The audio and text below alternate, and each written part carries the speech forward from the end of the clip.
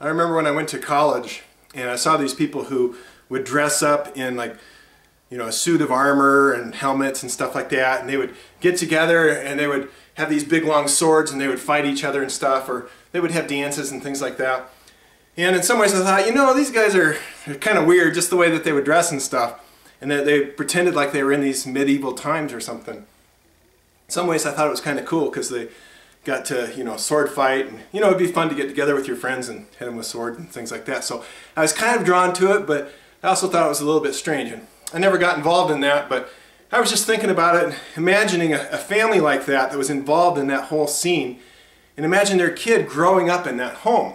And you can imagine that kid going and, watching his dad fight his dad's friend, and have these kind of mock sword fights, and going to these festivals and picnics and dances and all kinds of things. And I can imagine in that family that whole environment just being their circle of friends. And so this kid, when they get 16, 17, 8 years old, I can imagine this kid starting to look at it and be like, this was really great for my parents. And, I had this great experience growing up, and it was a lot of fun, and all our friends are involved in this circle of people. But it's all make-believe.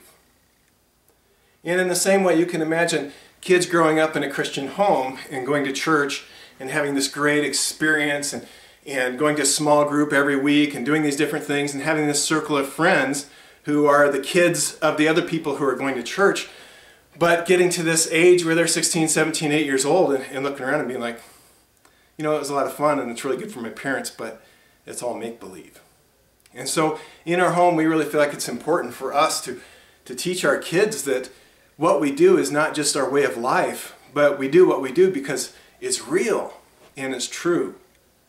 I was thinking just today about John 14:6, as Jesus answered, "I am the way and the truth and the life.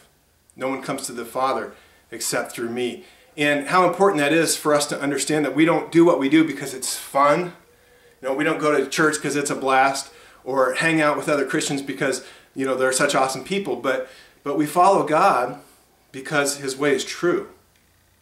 And we go to church and we worship God because He's worthy of our worship.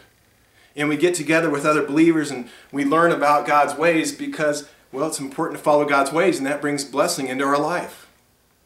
And all this has to come together in our kids' minds so that they understand, we're not just doing this because this is who we are, or this is what we do, or this is good for my parents, but we do this because it's true.